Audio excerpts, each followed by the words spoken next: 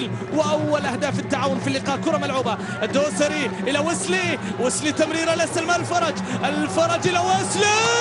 الله ياسر يا جبار،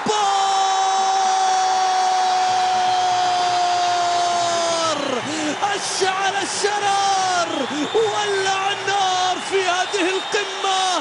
الله على العودة السريعة، الله على رياكشن الهلال، على عودة الزعيم. 1-1 كرة قوية كانت من ويسلي، لم يتصدى لها ثريان، تصدت لها العارضة. بعد ذلك ياسر القحطاني يسجل تعادل للهلال، رأسية من ياسر وهدف أول للهلال. يا عيني يا قحطاني، وقبل يا سلام يا ويسلي، ويا لها من مباراة مثيرة، والآن أصبحت في قمة الإثارة.